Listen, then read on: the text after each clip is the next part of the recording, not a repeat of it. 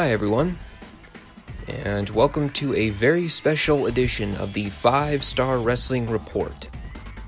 This is a YouTube show dedicated to bringing you all of the big buzz surrounding the wrestling world, including news topics, pay-per-view and TV show recaps, and general opinions regarding anything pro wrestling related.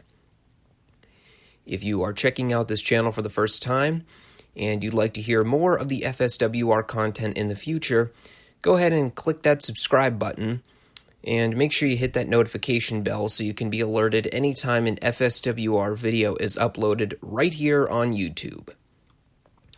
We have 2 uploads a week, including a news discussion every Monday, and a show recap of MLW, NXT, and, well, soon to be, AEW every Friday. Today's edition of the 5 Starr Wrestling Report is going to be all centered around the 3 big shows that took place this weekend, all of which actually took place on Saturday, August 31st. We've got the New Japan Royal Quest show from the Copperbox Arena in London, England.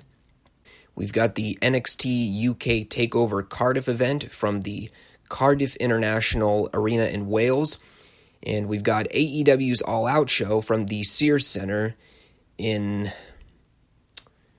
well, some would say Chicago, Illinois. Others would say within the suburbs of the city. So 3 different shows from 3 different wrestling organizations, all of which had their own unique qualities. Anyway, we've got a lot of ground to cover here, so let us not waste any time. Let's dive right into this. And I'm actually going to run down the shows in reverse order from when I viewed them. The freshest show in my mind right now is the Copperbox show from New Japan, so let's talk about that one first. Well, obviously, I think we are all in agreement that the best part of the show was the streaming service. Am I right? Yeah. Commentary was outstanding on the show, too. Particularly during that opening 6-man tag. Again, I am being facetious if you cannot already tell. Anyway, I'm going to, as briefly as I possibly can, run down the card from this show. Looking back, I honestly don't have a whole lot to say about it, all things considered. The prelim matches were all fine for what they were designed to do. Roppongi 3K beat Ren Narita, Shota Umino, and Rizuki Taguchi in a fine match. Kota Ibushi and Juice Robinson beat Yujiro Takahashi and Hikuleo. Will Ospreay and Robbie Eagles defeated El Phantasmo and Taiji Ishimori. It also looked like they were setting up a program with Ospreay and Eagles going after the junior heavyweight tag titles. So that should be a lot of fun when it happens. And Sonata and Tetsuya Naito beat Jay White and Chase Owens. Good match. Looks like they're developing a storyline with Naito versus White for down the road. As far as the upper card matches go, Guerrillas of Destiny versus Aussie Open for the IWGP Heavyweight Tag titles was okay. GOD retained the belts with the top rope powerbomb. Kenta defeated Tomohiro Ishii to win the Never Openweight Championship. Match was fine, but not great. And apparently Kenta got a concussion in that match. I don't know when or how this happened, but he was in pretty bad shape after the match. Dave said on Wrestling Observer that they had to rush him to the hospital after the show. So, I don't know what condition Kenta's in right now. I hope it's not too severe. And I really do feel bad for Kenta, too. I mean, that guy's been a hurting unit forever now, and I'm really getting worried about how much longer this guy's going to be able to work before his body just completely shuts down on him. Hiroshi Tanahashi versus Zack Sabre Jr. for the British Heavyweight title really didn't do anything for me. It wasn't a bad match or anything, but I thought their G1 match was way better. Plus, I don't really see the appeal in Tanahashi winning the British Heavyweight title. I mean, whether this is just building to a rematch with Tanahashi and Sabre, or they're using the title switch to build up a new challenger is yet to be determined. Yeah, I really didn't dig this one. And Kazuchika Okada versus Minoru Suzuki for the IWGP Heavyweight title was a lot of fun. I thought Suzuki looked great in that match. I thought Okada played a great babyface in peril throughout. I love the story of both guys challenging one another to hit each other in the face with forearms. Suzuki has some of the best facials in the business today. I mean, he's really able to sell the sadistic badass heel persona. And Okada ended up retaining with the Rainmaker. Overall, I'd say Royal Quest was a good show. There were no real earth-shattering matches worth watching. For pure entertainment, I would recommend watching Okada Suzuki, but it's not a show that you need to go out of your way to watch or anything. And honest to God, if you do watch this show, either wait for the replay to be uploaded to New Japan World or just watch the stream with the sound muted. I don't know what the issue was with Fight TV's streaming service, but it was absolutely atrocious throughout the entire show. They did manage to work out the audio with Kevin Kelly and Gino Gambino so that they were at least somewhat audible by the latter half of the program, but my God, those first few matches were absolute death if you had the sound turned up.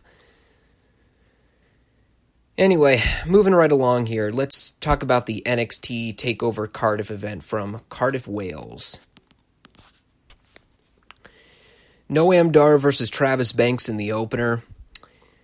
Solid match, I thought. This one suffered of not having a video package, though, so I really didn't know the backstory behind it.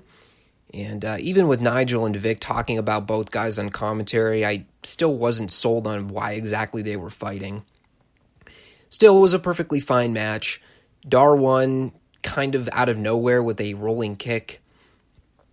Looking back at it now, my one complaint with it, really it had nothing to do with the match, but more something that I just noticed with Dar and Banks here. Because Noam Dar comes out for this match, and he's a short, skinny white dude with brown hair and red, white, and blue attire. And then Travis Banks comes out, and he is a short, skinny white dude with brown hair and red, white, and blue attire on. And I'm sitting there watching them wrestle, and for the first 2 to 3 minutes of this match, I keep getting confused as to which guy is which because they both looked exactly the same out there. They're pretty much the same weight, pretty much the same height. It honestly looked like two identical clones wrestling each other in the ring. Truth be told, the only way that I was able to decipher them was by their hair. I eventually learned that Noam Dar is the dude with the longer, short brown hair, and Travis Banks has shorter, short brown hair. I know we're picking at straws here, but that's really the only way I could identify both men. Moral to the story, everyone. If you're going to wrestle someone on live TV, don't wear similar looking gear.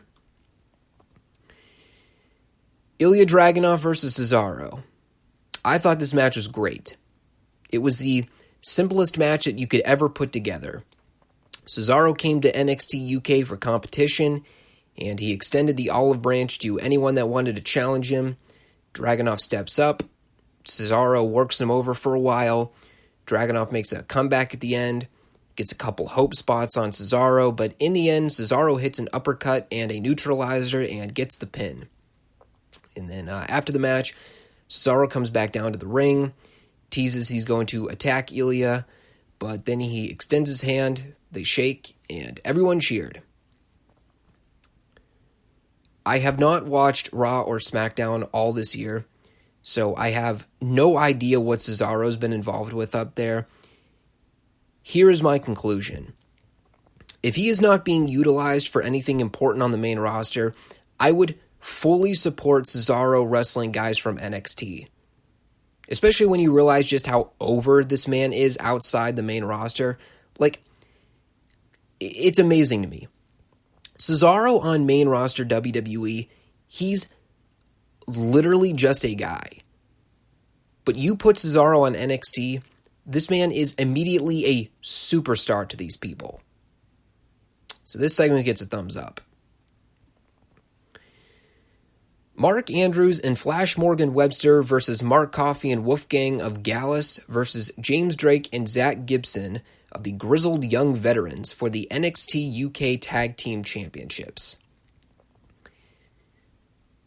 This is one of those matches where you could easily classify it as an all-action packed match with guys doing choreographed spots. And it's like, while yes, it was essentially an NXT composed spot fest, it was also an absolutely phenomenal three-way tag with a fantastic story. And I think that's what made this match work for me, because had this match just been a 20-minute spot fest with no crowd heat and no story, it would have felt a lot different than what we got here. But that's not what this match was. The story was, Andrews and Webster are the hometown underdog babyfaces that everyone wanted to see win the belts. Drake and Gibson are the defending heel champions that everyone wanted to see lose the belts. And Coffey and Wolfgang are third-wheel ugly mean dudes that anytime they tagged into this match or got any moment of offense, these people hated them passionately. And it was a case where the fans were so emotionally attached to seeing Andrews and Webster win, regardless of my lack of knowledge of any of these six guys here, I too wanted to see Andrews and Webster win the belts here. And I'll say this very quickly, because while it may not be that important on the surface, it's a small detail that I noticed that really made this match work for me. When I look at all six of these guys in this match, Andrews and Gibson were the ones that looked the most unique. They had on bright colored ring gear, they're clean-looking dudes with great physiques, and the other four guys are all dressed in dark attire, and they're all mean, ugly-looking dudes. It is an art of professional wrestling that I really think we've lost since the golden era of the 80s and early 90s. Babyfaces who dress and look like honest-to-God babyfaces, and heels who dress and look like honest-to-God heels. And sometimes it's something as simple as bright versus dark-colored ring gear, or scruffy beards and pudgy physiques versus clean-shaven and presentable body physiques. And I wish we saw more of this from every wrestling company in the world. There was so much wild stuff in this match. There was a great step-up drop kick spot where Drake used Gibson's back for leverage. We had tons of dives to the outside here. There was a sick-looking Poison Rana spot onto Wolfgang. I love the Drake suicide dive onto Wolfgang from the shoulders of Gibson. The countering stunner move that Andrews does looks amazing. And I really, really love the finish to this match. Especially because when they had Webster hit the 630 splash from the top rope, and they had Gibson pull the ref out from under the ring, I was sure at that point, okay, they did the babyface visual pin, so now they're setting up to the heels retaining. Then Drake and Gibson hit a Tombstone Codebreaker combo, and Gibson has Drake dive to the outside to take out Wolfgang and Coffey.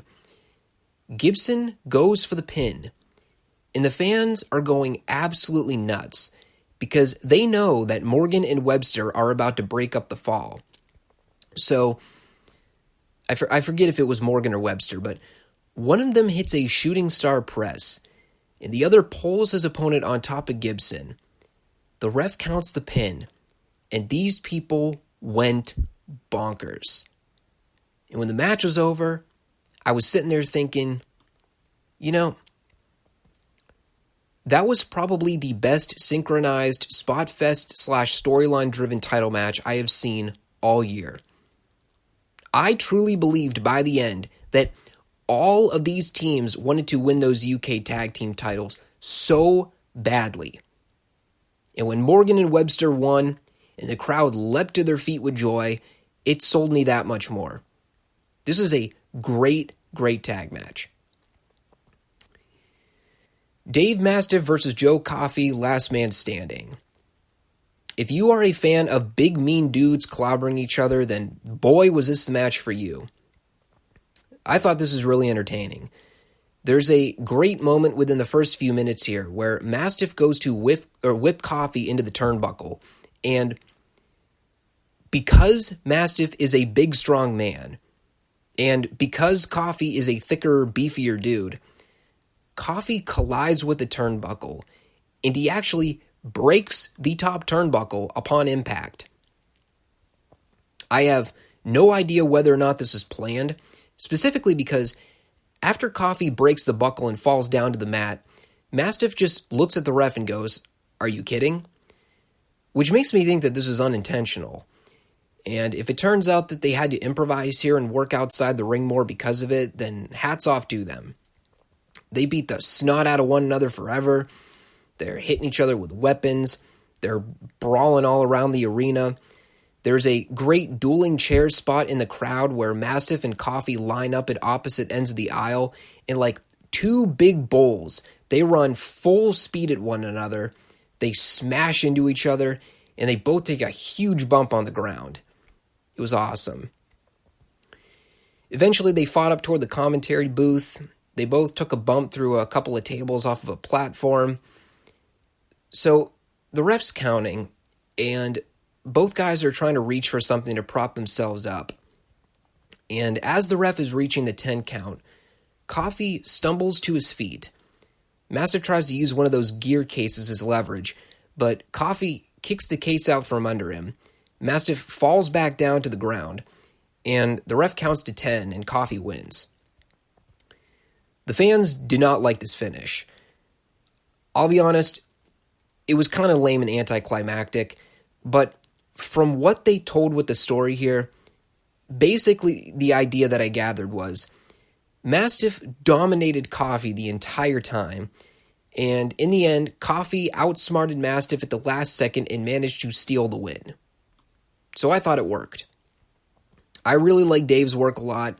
I followed a lot of his indie work before he got signed to WWE, and I always thought he was a great talent.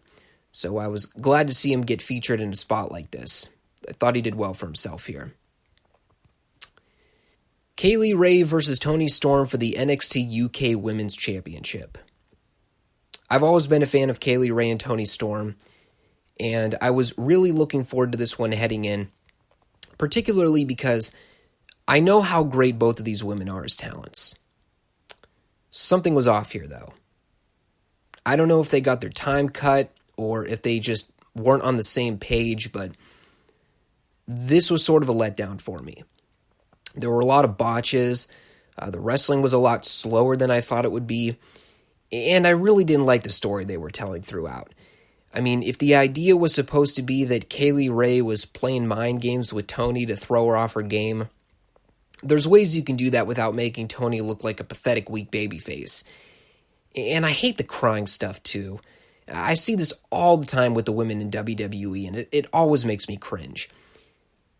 And like I said, the match never really clicked for me. It wasn't bad necessarily, but it was nowhere near what I was expecting out of either performer. I mean, the only thing I really remember about the match was that weird-looking dive that Kaylee did to Toni off the top rope to the outside, where it looked like she landed on her neck and nearly killed herself. I don't know what she was going for there, but it did not look good at all. Kaylee Ray won with a gory bomb, which really didn't generate any kind of reaction from anyone. Really lukewarm finish, if I'm being frank. Like I said, I've seen way better performances out of both girls here before, and I think the story here really did a hindrance to the match as a whole. I can buy into Toni being devastated that she lost the title, but I can't buy into the idea that she was devastated losing here when she really didn't do anything monumental in the match to build up to that point. And plus, when you tie that in with the fact that Kaylee Ray basically won clean with her finisher, it just made Toni look dumb afterwards when she's sitting outside the ring weeping like a baby. Walter versus Tyler Bate for the United Kingdom Championship. So, from what I have gathered about this rivalry since the last Walter match I've seen, which was probably, I think, when he won the title from Pete Dunne back at TakeOver New York, not only has Walter turned heel and aligned himself with a group of evil henchmen, but he looks so much more suited and so much more comfortable in this role than he was when he was a babyface. That is a plus. And the story here seems to be that Walter's faction has obliterated Pete Dunne, Trent Seven, and Tyler Bate for weeks.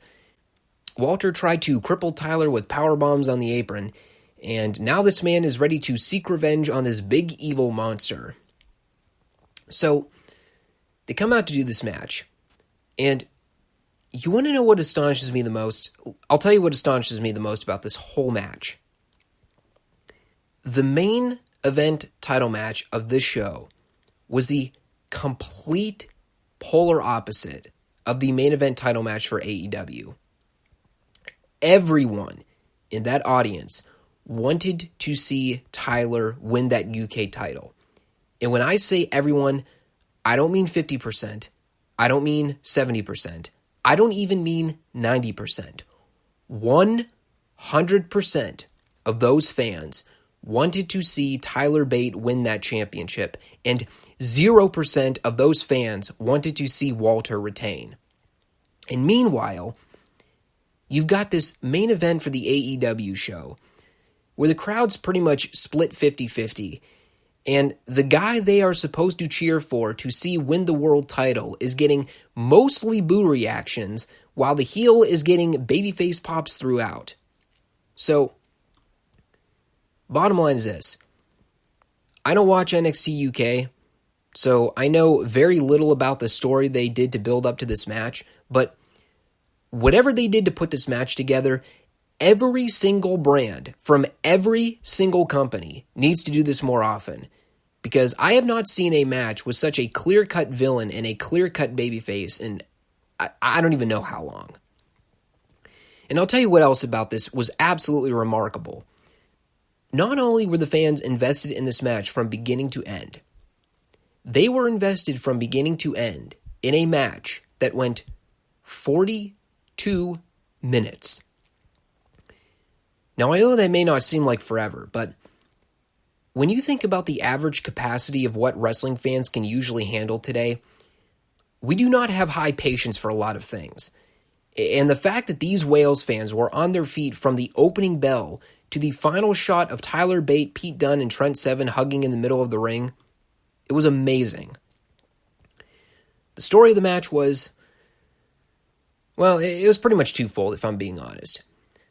The first part of the match was Walter overpowering Tyler, and Tyler trying to power back because, and I don't think this will come across as a shock to everyone, but Tyler Bate is very strong. So they're doing a lot of reversals early on, and Walter's trying to ground Tyler with tests of strength. But then Tyler fires back, and he eventually hits a body slam on Walter, to which the crowd leaps to their feet with excitement, as if they are reliving Hogan versus Andre from WrestleMania 3. So that was the first stage of the match. Then there was the transition to the second stage. So Walter gives Tyler a powerbomb on the apron. And while I normally wouldn't advise guys to take bumps like this on the apron, especially on their spines or necks, this didn't look awful. But then they're working outside for a minute, and Walter hoists up Tyler for a powerbomb by the ring post. And I don't know what the hell they were trying to do, whether this was planned or Walter misjudged the distance between himself and the ring post, but he launches Tyler into the post, and Tyler not only misses the ring post entirely, but he lands coccyx over tea kettle and looked like he totally screwed up his back and neck. So they send out a trainer to check on him. Tyler says he's fine, and eventually they get back in the ring.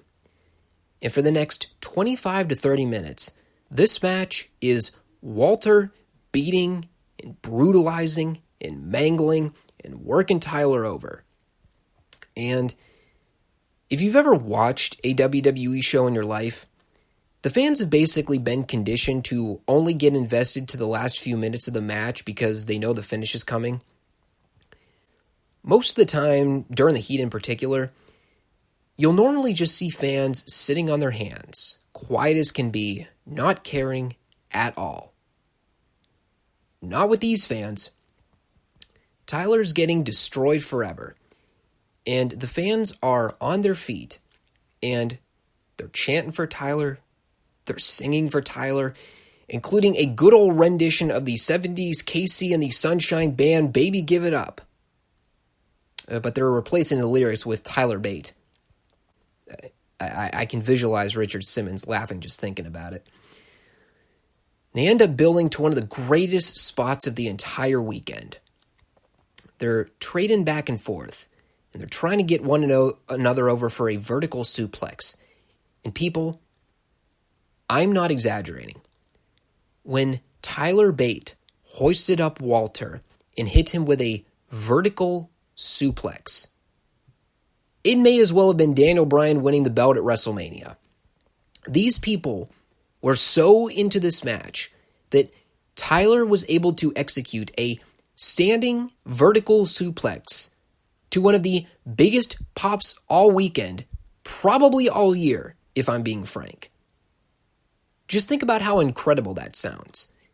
It is 2019, and in the year 2019, after all the crazy off-the-wall stuff we've seen in wrestling over the last 2 decades, Walter and Tyler Bate are so good at what they do. 2 of the best spots in this entire match featured Tyler giving Walter a body slam, and then later in the match, a vertical suplex.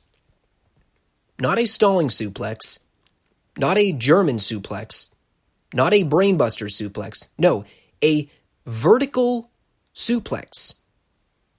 A move that would be seen as transitional material in the business today. Unbelievable. So eventually Tyler makes his huge comeback. Walter's trying to chop him down, but Tyler keeps fighting back.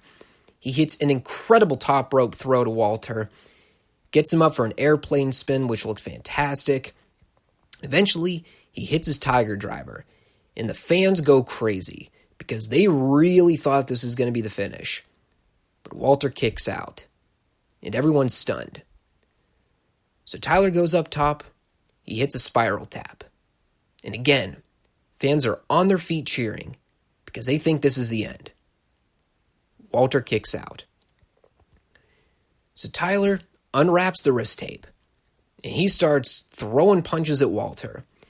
And Walter locks in a rear naked choke. And Tyler won't give in. And then Walter goes up to the top rope to hit his splash. And Tyler kicks out. And by now, the fans have wet themselves in hysterics on at least several occasions at this point. And Walter hits more moves, including a powerbomb that Tyler hulks out of at a 1 count. The fans are so drenched now, they might be taking weeks to clean themselves up. And then finally, Walter hits Tyler with a lariat, and he pins him. Yeah, this match was great. Watch it, everyone. My recap cannot do it justice. This is WWE's match of the year, hands down.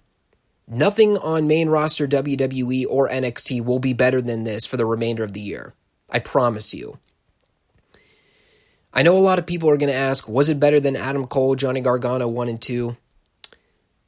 I'd make the argument that it was. If for no other reason than as great as those first 2 Cole Gargano matches were, they did not have the same kind of crowd investment like this Walter Bate match did. And while I liked the story of Cole and Gargano's matches, this one was different. I never had a strong investment one way or the other to see Adam Cole or Johnny Gargano win the NXT title. I really wanted to see Tyler Bate win the UK title here. And when he didn't in the end, I was like, damn, that sucks. But holy cow, did both guys come out looking better than they did going in here. So there you go, everyone. That was TakeOver Cardiff. Best show of the 3 this weekend, in my opinion. And I'll tell you, while I probably won't watch NXT UK TV going forward, this show made me really think about it. Maybe if MLW doesn't improve by the end of the year, I'll swap that show out to cover NXT UK because, boy, did this show do a great job getting me invested into some of the programs they're doing. All right, moving on to the 3rd and final show from this weekend. A show that had a lot at stake here. AEW All Out from the Sears Centre in the nether regions of Chicago, Illinois. We had the crowning of our first AEW World Champion. We had a few big debuts. We had the return of none other than CM Punk. No, I'm just kidding. No, we did not have the return of CM Punk here. Not that I could imagine anyone ever putting stock in that ever happening. SoCal Uncensored versus Marco Stunt, Jungle Boy, and Luchasaurus. I learned two things in this match. Marco Stunt can never be taken seriously as a credible threat to anyone, and Luchasaurus is awesome. This is a fun opener. I like the camera shake and the rumbling production they did for Luchasaurus, Jungle Boy, and Marco Stunt's entrance. I thought everyone worked hard here. Everyone played their parts well. SCU bumped around for Jungle Boy and Marco for a while. They cut him off for the heat. Luchasaurus got a hot tag and went ham on everyone. There's a great spot here where Daniels, Kazarian, and Scorpio are all standing in a line, and Luchasaurus gives them all kicks to the face, and he follows up with a huge chokeslam and a moonsault on Kaz, and the crowd just goes crazy for this. That part was so awesome.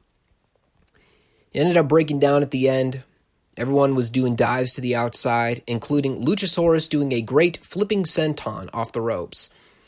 And then Kaz hoisted up Jungle Boy and Marco Stunt for the best Meltzer ever. And Kaz got the pin for his team, pinning the illegal partner, I'm pretty sure. Because he pinned Marco, but I'm pretty sure Jungle Boy was the legal partner. Still not fully sure about that one. There was a weird thing in this match, too, with Scorpio Sky. Was I just imagining this? Or did Scorpio do very little in this match? Is he working with some kind of injury or something? Because I don't recall a single noteworthy thing that he did here, other than a diving senton toward the outside at the end of the match. Very strange. Anyway, SCU shook hands with their opponents afterwards. They had a small embrace, and that was that. Kenny Omega versus Pac, however you pronounce it. I think it's Pac. When I saw that this match was second on the card, the first thing that hit me was, oh, okay, they're going to have some kind of wishy-washy finish, and then Omega's going to work the main event match in some capacity. That was like the only way I could rationalize in my head why they would put this match second on the card. But it never happened. No, they had a New Japan semi-main style match in the opening hour on the main card. And I will say this. I liked the match, but I didn't love the match. They were telling a good story throughout, with the idea being that Omega wasn't working smart, he wasn't capitalizing on opportunities when he had the advantage, he was slowing down the pace too much, allowing Pac to recover more quickly. And I kind of like what they were playing up here as a long-term story for Omega's character. Basically, since Omega left New Japan, he's really been off his game. He's not wrestling as effectively and vigorously as he was when he was overseas. And because Omega was making all of these mistakes throughout the match, it ended up costing him in the long run. So, the story worked for me, but the match just felt off. Yeah, almost like they were performing the intended story for a while, but the crowd wasn't as hot for it as maybe they were expecting. So then they just started going 150 miles an hour and doing a bunch of hard-hitting moves. And unfortunately, with the faster and more high-risk style came a lot more botches and miscommunications. The two that really stood out to me were Omega's diving senton to Pac on the outside where he smacked his knee up against the barricade, and the other spot being where Pac did a moonsault onto Omega off the top rope to the outside and then smashed his ankle against the guardrail. And between those two dangerous spots and some of the awkward counter exchanges towards the end of the match, like that botched Poison Rana from Pac to Kenny, it just looked like they both weren't on the same page throughout. I still like the match, but I think it ended up being a victim of overhype. People were clinging on to this idea that this would be a match of the year candidate, and I don't think it ever reached that point. And, honestly, this is coming from someone who's both a fan of Pac and Omega. It was good, but I've seen way better out of both guys. Darby Allin versus Jimmy Havoc versus Joey Janela in a Cracker Barrel clash. Before I give my opinion here, let me say this as a provision. The one thing that I admire about All Elite Wrestling is their willingness to vary the styles of matches that they do. And they've even let the fans know as a precaution. We're going to try some things. Some of it you're going to like. Some of it you're going to hate. We're going to try some stuff. We'll see if it sinks or swims. And we'll figure out how to balance things out as we progress as a company. And I can admire that because while I do appreciate and enjoy various styles of pro wrestling, I'm not a fan of all styles of pro wrestling. And one particular style, if you even want to call it that, which I've really become desensitized to over the years, is hardcore wrestling. And specifically, car wreck, crash dummy, backyard hardcore wrestling, where there's no element of a story, and guys are just wantonly brutalizing their bodies. And this may be a belligerent opinion, but I thought this match was stupid. And it was stupid not just because I watched three guys bump around like stunt doubles for 15 minutes, but I watched three guys moronically bump around like stunt doubles for 15 minutes. It's like, I'm watching these guys do all this violent stuff here, and every time they did something unsafe, I just kept thinking, these guys are moronic. Havoc staple gunned himself in the arm and chest because he's an idiot. Havoc had Allin and Janela tape his mouth shut full of thumbtacks because he's an idiot. Janela gave Allin a Canadian destroyer off the apron through a table onto the outside because they're idiots. Janela did a moonsault off the top rope onto his stomach to the outside because he's an idiot. Darby Allin did a coffin drop off the top rope with a barrel onto steel steps because he's an idiot. Janela pulled out a racket from underneath the ring but then threw it away because he hates Jim Cornette, and he's an idiot. You get the point? Look, I'm sure there were people that liked this match.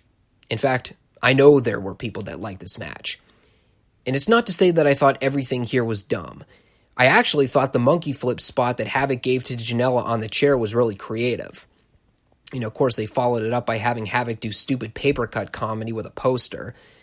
And I did think the Darby Allin coffin fall with the barrel on the steps was really sick looking. But it's like, I'm watching this match. These guys are absolutely killing themselves.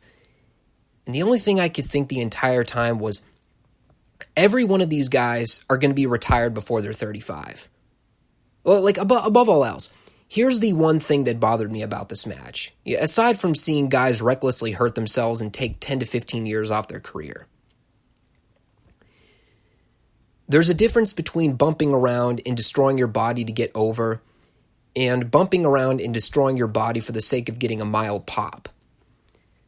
The reason that Mick Foley getting destroyed inside the Hell in a Cell match worked was because fans had an emotional attachment to Foley throughout his career. And Foley could take dangerous and career-altering bumps because he was over and he had earned that reputation over time. Janela, Havoc, and Allin are not Mick Foley. They have not earned that reputation. And watching them needlessly kill themselves in a dumb three-way with nothing on the line on the third match from the top of the card just made me angry. I got irritated watching this. Moreover, because I'm watching three guys take years off of their careers with pointless crash test dummy matches. I mean, the only notable chance throughout this entire match were the chance of Cracker Barrel, which essentially means that the restaurant chain got more over in the match than any of the three guys in it. Yeah, this just wasn't for me. I've been fairly vocal about my opinion on hardcore wrestling in 2019. I think it can work in moderation, but especially when you look at that ladder match between the Bucks and the Lucha Bros later on, it doesn't even compare to this three-way. That ladder match told a very effective story about four guys who were destined to kill each other to prove who the better team was. This match was, let's just go out there and do a bunch of stuff to pop the crowd for a few minutes. Big difference. Dark Order versus Best Friends. The winners get a bye in the first round of the upcoming tag team tournament. Other than the obvious that can be said about the Dark Order, this match really didn't click on a variety of levels. The one thing that really stood out to me was how one-sided this match was for the most part. Uno and Grayson just beat on Trent and Chucky forever. And while yes, this can make for an effective fiery babyface comeback with the hot tag, it also doesn't help when the babyfaces only get to run wild for like 30 seconds before they get cut off again by the heels.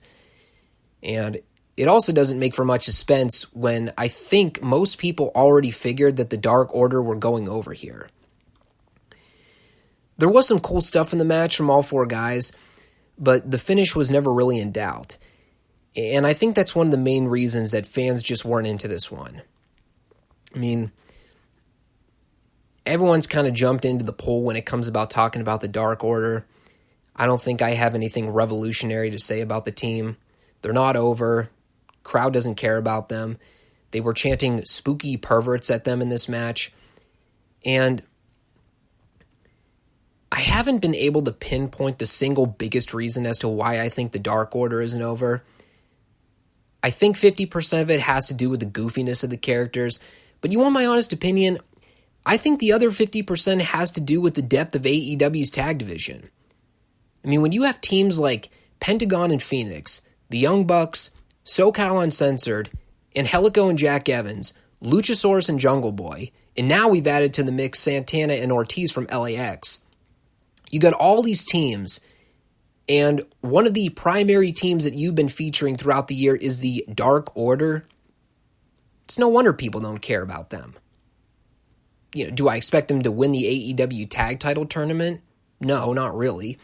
But you have to wonder, out of all the teams that AEW has on their roster right now, the team that's getting one of the biggest pushes to no crowd reaction at all is the Dark Order. It's just weird to me. As far as the debut of Orange Cassidy goes, I thought this came off really well. People popped when he appeared in the ring. He did a sweet-looking suicide dive to the minions on the outside with his hands in his pockets. And they had a tremendously great moment with the Best Friends hugging and trapping Cassidy in the middle, who showed absolutely no emotion at all. That was awesome. I know there's still a lot of skepticism surrounding Orange Cassidy and AEW. I have a little bit of apprehension toward how he'll be booked, but as a debut, this was just about as effective as you could get. Get the new guy on camera in a big way, give him a cool spot, crowd goes nuts. All of these which did not happen with the Dark Order when they debuted earlier this year. Hikaru Shida versus Riho, with the winner moving on to title contention for the inaugural AEW Women's Championship. There's a really great component to AEW wanting to feature Joshi wrestling on a mainstream capacity in the United States. If the rumors are true that this is Kenny Omega's brainchild, then hats off to him. Because I think this is a great way to bring back some of the elements that made WCW great back in the mid to late 90s. The featuring of lucha and Japanese-style wrestling on mainstream television in the States. I mean, this is what made WCW unique as a brand and stick out from what the WWF was doing at the time with their shows. You know, what with the more cutting-edge material. With that being said, AEW also needs to realize that a lot of these wrestlers from outside the country are not as well known to everyone in the States. And while guys like Kenny Omega may have worked with some of these women in mixed tag matches and other promotions, it doesn't mean that everyone here has seen it. And while Riho and Shida did have a very good Japanese-style match here, there wasn't a lot of crowd heat for it. And I think that has to do with the very reason that I just stated. We do not know enough about these female athletes. Essentially, this felt like an old school WCW Nitro match on a pay-per-view. Two unestablished undercard talents had a fun wrestling match with little crowd investment. It was good, but it didn't feel pay-per-view quality. And when one of these two girls are going to be contending for your women's championship down the road, a quality TV match on pay-per-view isn't enough to suffice. To this date, we know little to nothing about Riho or Hikaru Shida, other than the fact that Omega likes to team with Riho in mixed tag matches for DDT Wrestling. And the other thing we know, according to JR's commentary, is that Riho is small. Yeah. Duh. It's just, I don't know. I don't know why they chose these two women for this spot. Maybe if you swapped out Riho and Shida here for the Casino Battle Royal and then put more established female talent in there like Britt Baker or Allie or Awesome Kong, maybe it would have come across better. I don't know. All I know is that while the match was good and the girls worked hard, I never felt like either talent was ready to qualify for a championship title. Riho won with a roll-up, and then Nyla Rose came out for a stare-down. I'll talk about that more later on. Cody versus Shawn Spears. I ended up really liking this match. And it's not to say that I had low expectations or anything heading in, but I figured that it was going to be a very good match, possibly cited by some overbooking shenanigans, and instead it ended up being probably my favorite match of the night. I thought the entrances were really well done, minus the stuff with Pharaoh.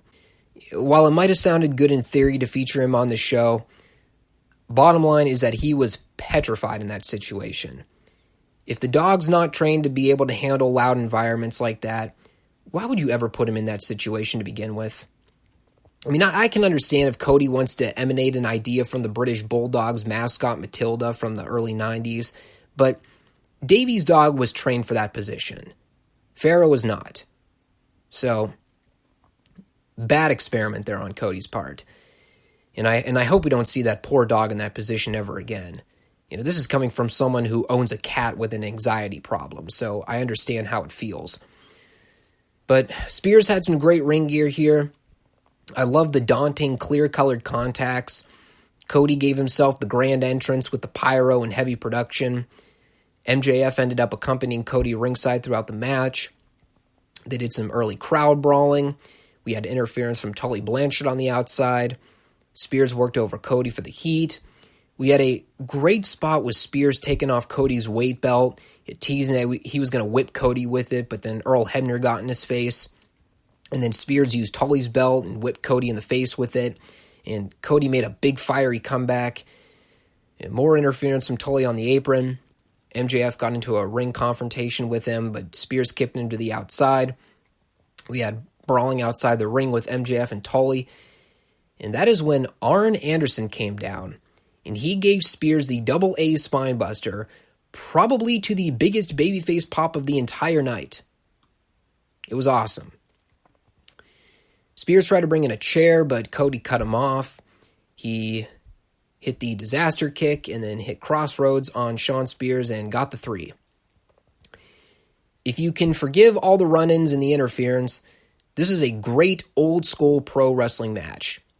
And the best part, nobody had to land on their necks or fall 15,000 feet through flaming tables wrapped in barbed wire to get over.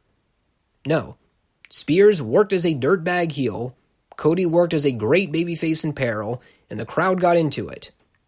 And you can say what you want about Cody, particularly his behavior on social media, but I don't think people can deny the fact that Cody's matches always feel major league. There's always something very important to talk about coming out of it. And this match had a lot of good stuff from beginning to end. Like I said earlier, it was presented as a big deal. So they have the post-match angle. Cody and MJF are in the ring together. And it was so weird because everyone was expecting MJF to turn heel. And then he didn't. But it was more or less a thing where fans just went, oh, no MJF heel turn? Okay. Yay, Cody? So that was a little strange. I do think a slow burn heel turn between MJF and Cody would work better. Honestly, I'd even go as far as to have them be in the tag title tournament and make it all the way to the finals before having MJF turn on Cody to cost him the belts. Does it suck that we won't get supervillain MJF for a while? Yeah, probably. But if the end goal is to do a program with him and Cody down the road, I think the slow burn approach is a much better way to go. Especially when you consider that we just capped off a storyline with the two former friends becoming bitter rivals. So, they need to establish a friendship of Cody and MJF way before they have them feud with one another. So I was actually okay with this. Phoenix and Pentagon Jr. versus the Young Bucks, ladder match for the AAA Tag Team Championships. To quote a friend from my college years, this match was knucking futs. There was some incredibly amazing spots in this match, including, and probably the most notable, a Canadian destroyer from Pentagon to Matt Jackson off of the ladder through a table. I screamed when this happened. I thought Matt was dead upon impact. And then they showed a replay, and I can only best describe it as the safest, horrendous bump in the history of pro wrestling. I know there were a lot of people that didn't like the match because of how dangerous it ended up being. I fully understand why people might feel that way. There were two parts that looked legitimately awful. There was the Nick Jackson bump where he misjudged the distance between his feet and the top rope and nearly broke his neck landing through a table on the outside. And there was also the part where Matt fell off a tumbling ladder and landed flat on his back directly on the side of the ladder. But if you really think about it for a minute, aside from the two botched spots I just talked about, virtually everything else in this match looked crisp and clean. And I need to reiterate what I said earlier. If you were going to have a car wreck spot fest on this show, then this was the appropriate match to do it with. At least I can make the argument that the story for this match called for these two teams to practically kill one another in order to prove who the better team was. Whereas with the Cracker Barrel Clash 3-way, I just watched dudes bump around like pinballs for 15 minutes for no reason. And I guess if I had to judge one way or another, this is a memorable match. It was a brutal match, but it was also a dangerous match. Was it great? Honestly, that depends on your perception of what you define as great. Like to me, Walter versus Tyler Bate was great. And that match didn't have twice the violent bumps and high-risk stuff that this ladder match did. It's like I was talking about earlier with the Cracker Barrel 3-way. I really don't like seeing these kinds of matches anymore. When I was a kid and I saw TLC matches with Edge, Christian, the Dudleys, and the Hardys, those matches were great because they were revolutionary. I had never seen spectacles like that in pro wrestling before. That was also nearly 2 decades ago when those matches were taking place. And while those matches may have been great for the time, I also watched those guys alter their careers drastically by putting themselves through that kind of environment. AEW is a very new product. And the Young Bucks and Phoenix and Pentagon should be two of your top featured tag teams in that division going forward, especially as a way to appeal to the younger and casual audience. When I watch them do stuff like this, all I can think is, these guys are taking 3 to 5 years off their careers every time they do matches like this.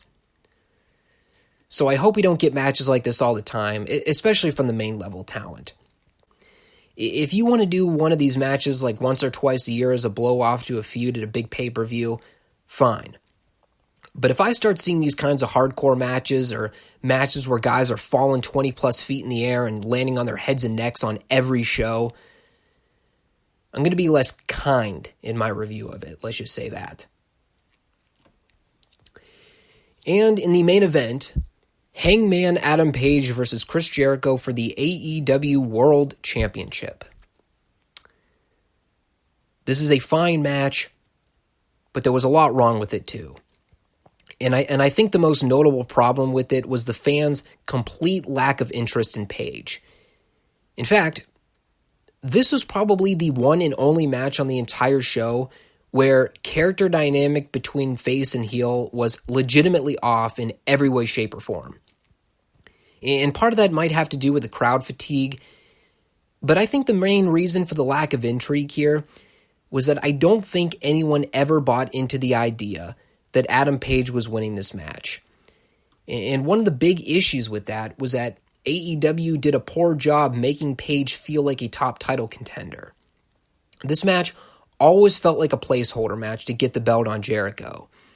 And that's not to say that placeholder matches are bad necessarily, but this was not a title program 2 to 3 months into Jericho's title reign. This was the main event of AEW's biggest pay-per-view to crown their inaugural world champion of their company.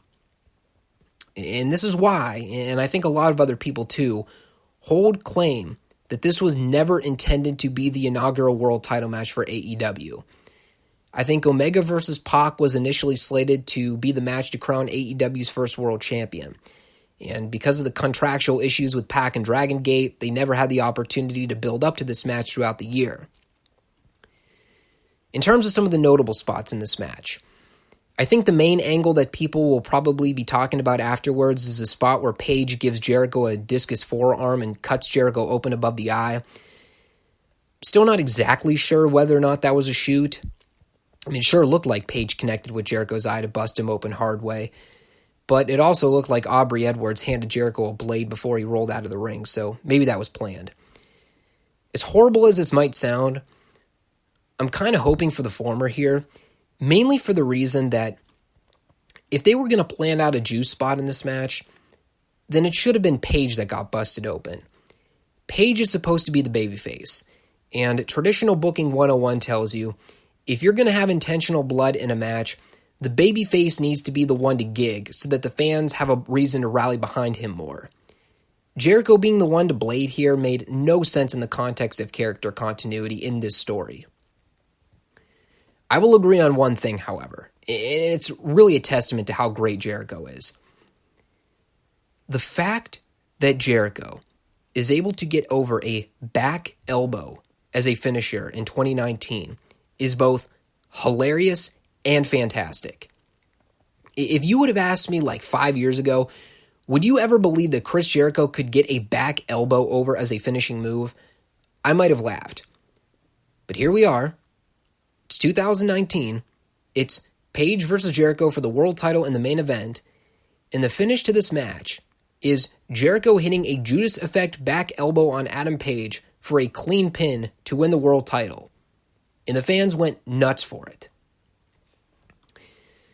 That all being said, I 100% agree with the finish here. I think Jericho needed to win this match. He's the biggest name you have as far as mainstream recognition.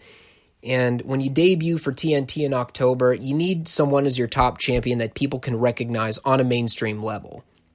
So this is the right call.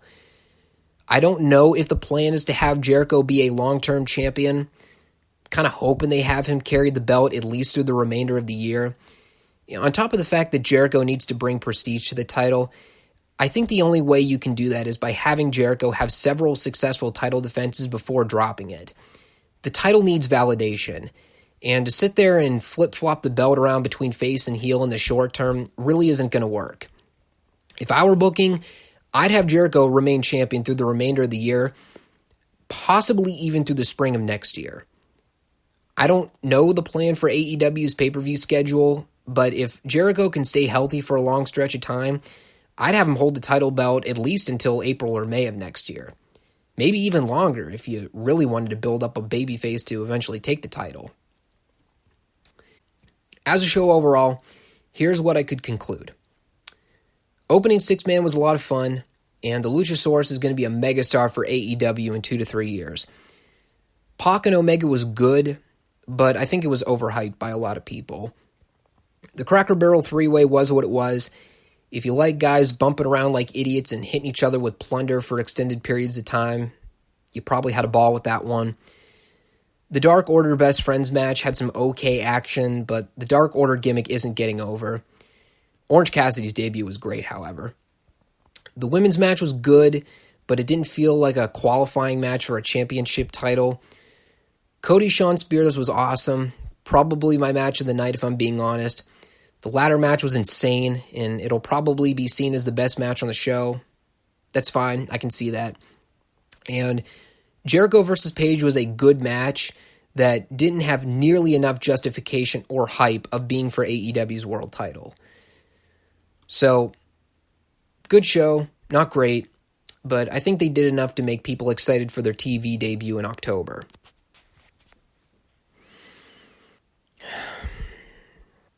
Okay. There's one last thing I haven't talked about yet, and I wanted to save it for last.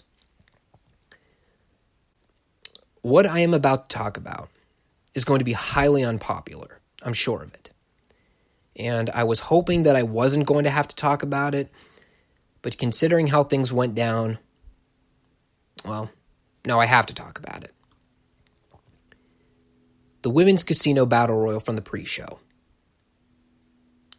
First of all, I was very much looking forward to this match when they announced it. I've always been a huge fan of women's wrestling. There was a period of time several years ago where I actually went out of my way to watch independent women's wrestling. I've ordered a lot of Shimmer and Shine wrestling shows before. I watched a lot of Joshi wrestling from Japan. I've always been a big fan of the female athletes from the Lucha promotions, like Eva Lise and girls like Shauna, which I think a lot of people probably know little to nothing about because she's never had a chance to wrestle on a big stage. If any of you remember back in TNA when they had Sarah Stock, she was outstanding. There was a point where women's wrestling in TNA was generating some of the highest ratings every week, particularly during that excellent Awesome Kong Gail Kim feud. And that was on a mainstream program, back when WWE didn't care at all about the women's division. And even when it comes to women's wrestling in WWE, everything about the push of the women's division in that company over the last couple of years feels so artificial. Like, they're doing it just to please the equity activists. Nothing feels organic about the way women are booked in WWE. It's always, hey, look at us, we're with the times now. Women are main eventing WrestleMania for the first time ever. Or, hey, look at us, we're giving women their own pay-per-view called Evolution because women have evolved in sports and now have equal opportunity to compete on the same big stages as the men. And we totally didn't take 40 plus years to figure this out. It's just, everything about the booking of the women in WWE has to come with a label. And it's something that even companies like TNA never pushed. There was never an agenda. It was always, let's just have a women's division because women's wrestling is cool and people will like it. So when I found out that AEW was going to have a legitimate women's division, I was interested to see how they would book it. And one of the things I was really looking forward in this match was seeing who these surprise appearances were going to be for the Battle Royal. And yeah, it left a lot to be desired for me. There were 3 women in this match that I really had any desire to see go over. That was Eva Lise, who did virtually nothing in this match, Awesome Kong, who did a little more than Eva Lise, but was unceremoniously dumped out of the ring, and the Joker card number 21 entrant, Mercedes Martinez, who looked good, but didn't get a single elimination and didn't even last until the final 2. The other surprise entrances really didn't do anything for me. Teal Piper had a lot of hype heading into this, but she was eliminated so quickly I don't even know why they bothered. I've always thought Tenille Dashwood was overrated. I never thought she was good, be it in NXT or main roster WWE. And again, she was eliminated without doing anything noteworthy either. And ODB's been old news since her run in TNA from years back. I have no idea why they brought her in here. Apparently, Kylie Ray is gone from the company now, which is unfortunate because I've seen some of her work outside of AEW, and she's pretty good.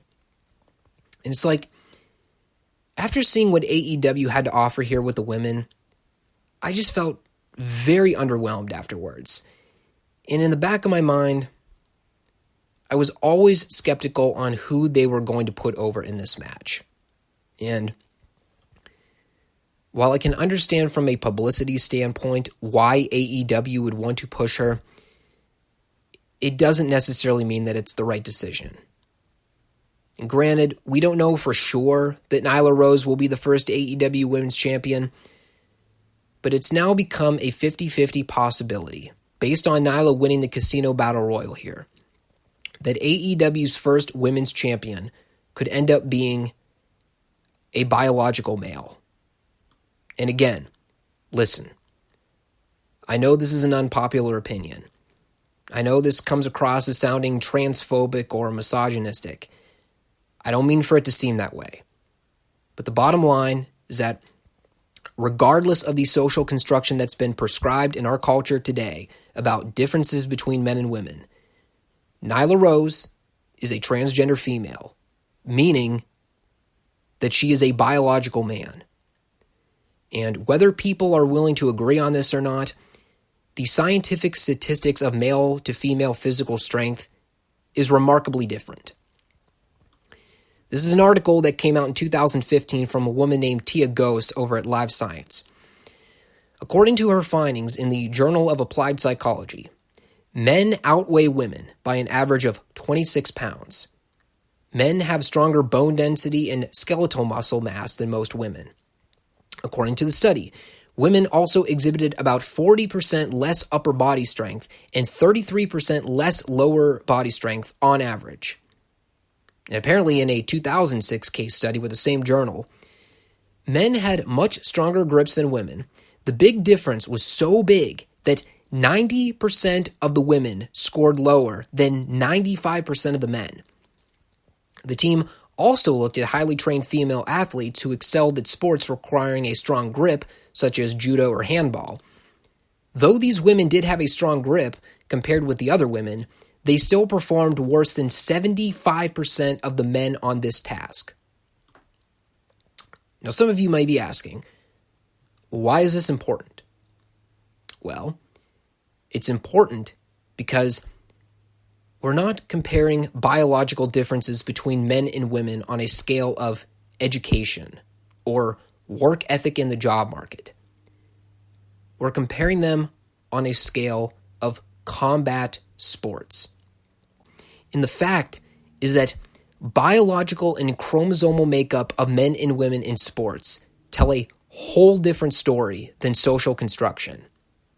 And no amount of conversion therapy or estrogen will ever completely take away from the physical dominance of men over women in combat sports.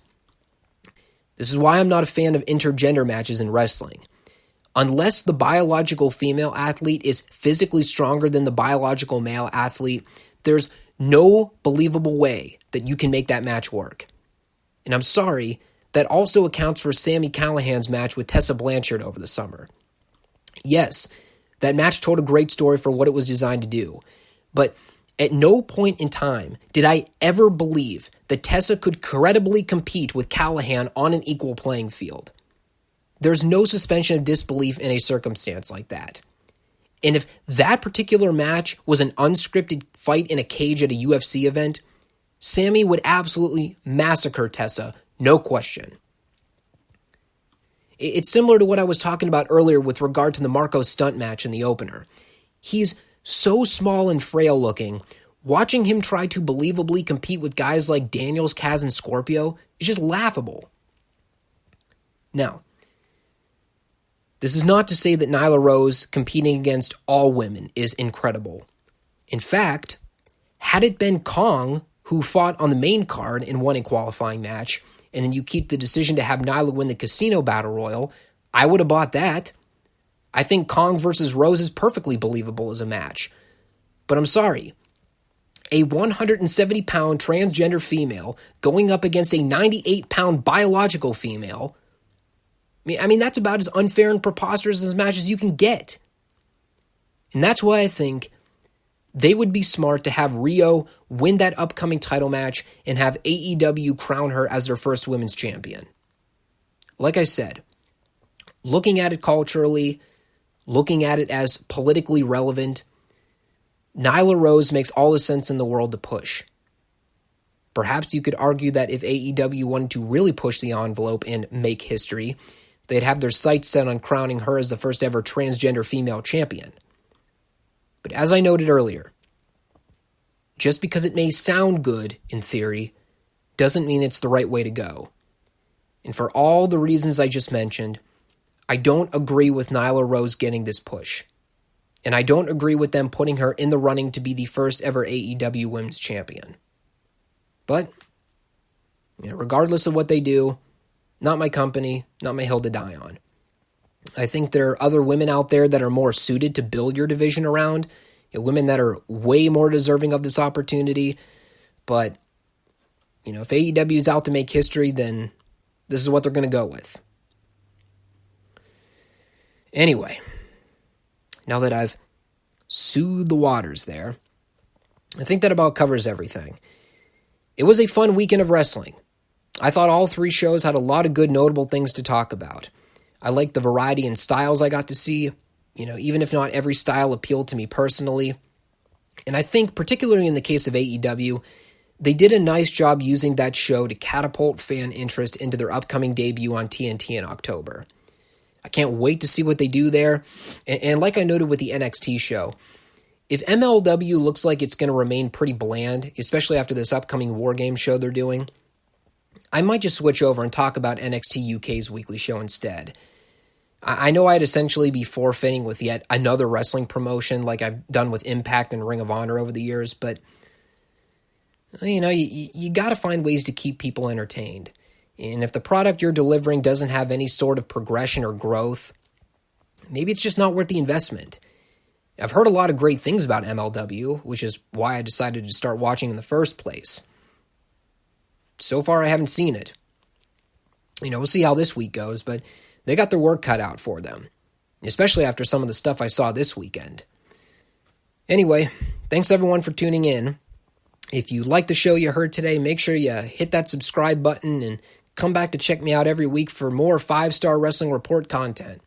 I'd love to hear your guys' feedback on any or all the shows too. Did you see all 3 shows? What did you like? What did you not like? What was your favorite match? Your least favorite match? Is there something I didn't cover here that's on your mind? Let me know. Anyway, that'll do it for today. I will see you all on Friday for the next installment of the FSWR Review Series. Take care.